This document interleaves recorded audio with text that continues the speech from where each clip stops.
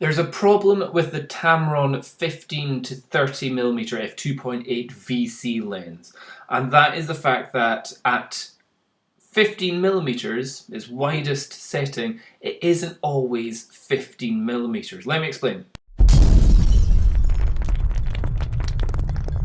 With a lot of lenses that you can buy, there's an element called focal breathing, which means as you change the focal point, the lens optics change a little bit. So sometimes if it breathes, it just means either it gets wider or smaller. Imagine like the lens is breathing as you focus in and out. And the Tamron 15 to 30mm definitely had that problem. I was on a recent shoot where I thought I would just check to see how pronounced it is, and also looking at the curvature of the lens, which was quite profound. Again, easy enough to sort in Adobe Lightroom. There's just a simple one button click and it will take away all the distortion. But if we're looking at the raw photographs here, it's a little bit not that great. Is the best way to describe it. So here is a close-up focus. This is at 15mm. If we press I, 15mm, and it's focused on my thumb. And you can see the background is nice and blurred. But the point that we're looking at is more the side. How much difference? So at 15mm, when you're looking at something which is very close to the lens, its breathing is wider. The field of view seems wider. When we focus on the foreground, is that right? The background. Is it the background? Yeah, it's the background. You'll notice that part of the image, certainly at the edges, has gotten smaller. So for example, on this side, we're seeing all the stripy bricks down the side, and then when we're focused, I haven't moved. Okay, this is handheld, so there's a tiny fluctuations going on here, but if I haven't moved, that's quite a big amount of wall just suddenly disappeared. Again, if we look on the right hand side, we can see the lines down the side of the door here, and we can see the what would you call that? I think it's more warped when you're at close focusing distances, and they're focusing far away. You can't see anything at the side, and it does seem a little bit straighter. But definitely that is a big problem. So I was trying to figure out how much of focal breathing are we actually getting with this lens. And it's quite substantial. So what I did is I took another two photos. This one here and this one there. Now I have cropped this so it is as close as I can get, exactly the same position. So if we go from one to the other, if we look, for example, the doorbell at the side here, it's pretty much, yeah, exactly the same. The only difference we're seeing is blurring of the image. If we look, let's say, up at the maybe bottom here, we can see we've just got a bit of that plant there. Next image, it's still there. So yeah, we've got pretty much exactly the same area. And again, the lines down the side here, if we put the little cursor on the side, and we go from one to the other, we've pretty much got it, so it's as close as I could get it. So you're probably wondering, okay, how much is this a bit of focal breathing that we're going? If we go back to the first image, the blurry image, if I show you how much I've actually cropped that, press I, there you can see how much of the image I've had to crop in to get it to look as the same as when it's focused far away. That's quite a substantial amount. And so again, thinking how much is that we're actually having changed? So I exported both these images so that we've got them side by side.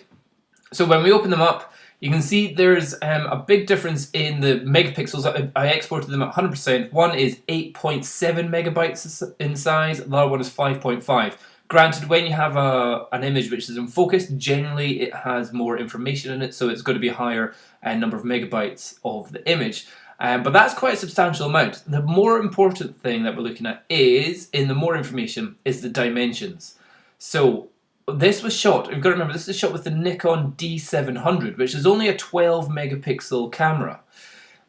So when it's fully sharp, when it's focused far away, the total dimensions are 4256 times 2832, which is 12.00000 something, 12 megapixels. And the difference, when we've cropped the other image so it's got the same dimension or same field of view, we're going down to 3977 by 2628. And you're probably thinking, what is the difference there? It is a 7% difference in the amount of area that we're getting. And it's about 7.7 for vertical and 7.2% in the horizontal.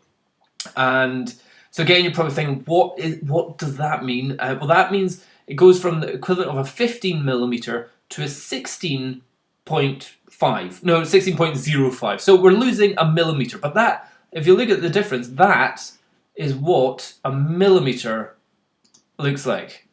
So 1 millimeter, when you're at the full, maximum width of doing an ultra wide angle lens on a full frame camera, 1 millimeter makes a big difference to your image.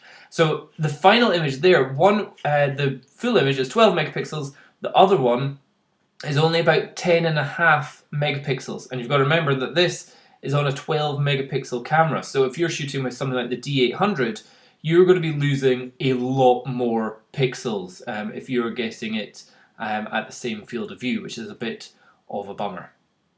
So yeah, when something says it's 15 millimeters at its widest, it might not necessarily always be 15 millimeters. And if you're trying to match the field of view that you get when it's focused at different parts in an image, that's where you can have big variances in your actual image. So normally, if you're just taking individual photos, it's not a problem. But if you're doing something like focus stacking, where if you're trying to get lots of things in an image in focus, so you're focusing on something close, something further away, something in the background, suddenly you're not just having to layer the photos on top of each other. You're having to do a whole pile of cropping into each image to make sure that it's exactly the same.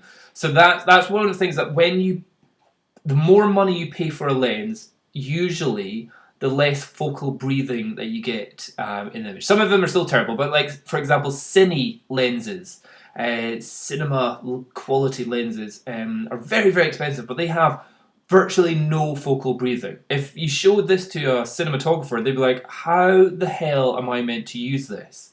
So 7% to an individual photo doesn't mean much. If you're doing video work and you're racking the focus in some way, you've definitely got to be prepared for either doing a little bit of panning or zooming at the same time, or moving yourself with the image. Otherwise, you're definitely going to notice a change in the focus or a change in the field of view as you change focus, which can be a real pain in the butt. So definitely, it's a lens for photography, and it's at its widest when it's shooting something close to it. But if you're trying to match up images that have different focal points, you're going to have a bit of trouble there.